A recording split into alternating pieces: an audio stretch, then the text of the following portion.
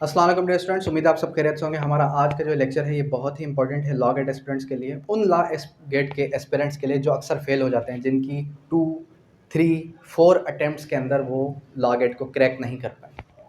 अब law gate को how to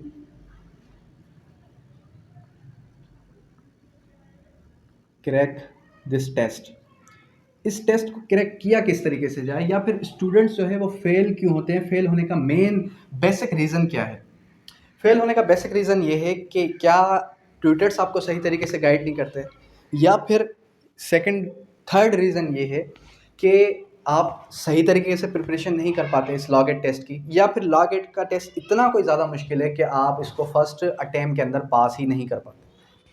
ठीक है, अक्सर स्टूडेंट्स के अंदर ये देखा गया कि वो चाहते हैं कि हमें इस तरीके से स्मार्ट स्टडी हो जाए कि हम कम टाइम के अंदर प्रिपरेशन इस तरीके से कर लें कि हम अच्छे से अच्छे मार्क्स भी उठा लें और हमें मेहनत भी ना करनी पड़े।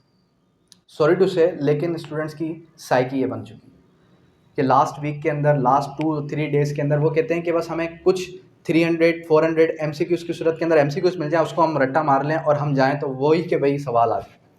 देखिए, टाइम डिफ़र करता है, ठीक है, सरकमस्टांसेस पे डिपेंड करता है कि किस टाइम एचईसी आपको किस नेचर के क्वेश्चंस देती है। कभी कभी कॉन्सेप्चुअल भी दे देती है, कभी कभी कॉपी पेस्ट के पैटर्न के अंदर भी क्वेश्चंस दे देती है, और कभी कभी तो ऐसा होता है कि एज इट इज़ इलस्ट्रेशंस को उठा के लॉन्ग स्टेटमेंट में डाल देती है। जब लॉन्ग स्टेटमेंट में डालती है तो स्टूडेंट्स कहते हैं हमने तो ये कभी पढ़े ही नहीं है। अगर आप बैरेक्स को उठाएं, किसको उठाएं, बैरेक्स को उठाएं, तो बैरेक्स को उठाने के बाद जब आप A to Z सारे के सारे बैरेक्स पढ़ लें, 10 सब्जेक्ट्स हैं, और ये भी बता दिया गया कि किस किस चैप्टर के अंदर से क्वेश्चंस आएंगे। ये तो नहीं बोला गया ना कि भाई आपने 10 सब्जेक्ट्स लिए और लॉ गेट का जो पैटर्न है वो 10 सब्जेक्ट्स हैं। अब 10 सब्जेक्ट के अंदर CPC आ गया, CRPC आ गया, तो ये तो आपके लिए बल्क बन जाएगा, लेकिन उन्होंने इसको शॉर्ट कर दिया। अगर आप 2020 के अंदर 2019 के अंदर देखें तो लॉ गेट इतना कोई टफ था कि उसके अंदर पता ही नहीं था कि लॉ में से कहाँ से सवाल आएंगे, लेकिन अभी तो आपको ये भी ईजी कर दिया गया कि लॉ गेट में किस चैप्टर से, किस सेक्शन से क्वेश्चंस जनरेट होंगे। तो खैर, कहने का मकसद क्या है, सो वेरी सिंपलेस्ट, आपने बैरेक्स को अच्छे तरीके से 2 से 3 बार पढ़ना है। अक्सर मैं आपको एक एग्जांपल देता हूँ।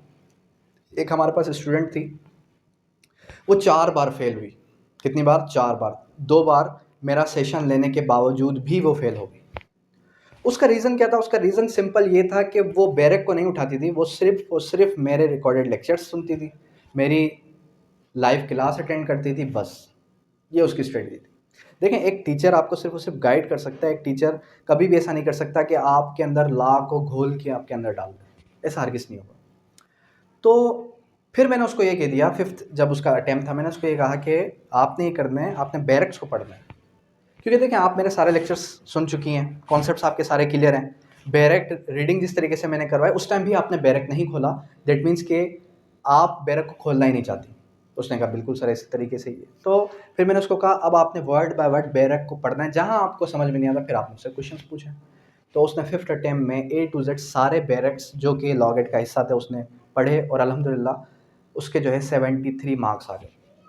ठीक है, टाइम टू टाइम वो गाइडेंस भी लेती गई कि सर इस आर्टिकल, ये आर्टिकल समझ में नहीं आ रहा, ये सेक्शन समझ में नहीं आ रहा, ये रूल समझ में नहीं आ रहा, तो उसको मैं समझाता भी जा रहा था ताकि उसके कॉन्सेप्ट भी कवर होते जाएँ और साथ ही साथ वो बैरेक को भी अंडरस्टैंड करती जाए। लेकिन उसने जब 2 to 3 टाइम्स बैरेक को गो थ्रू किया तो उसके इतने अच्छे नंबर किस तरीके से आ गए, डेट मीन्स के law gate is all about barracks. जितना ज़्यादा आप बैरेक्स को फोकस करेंगे उतने ज़्यादा चांसेस हैं कि आप ज़्यादा से ज़्यादा मार्क्स ऑब्टेन कर सकें। अंडरस्टैंड? तो अब यहाँ तक किसी स्टूडेंट की कोई भी क्वेरी हो, कोई भी क्वेश्चन हो तो कर सकता है। Thank you, that's all.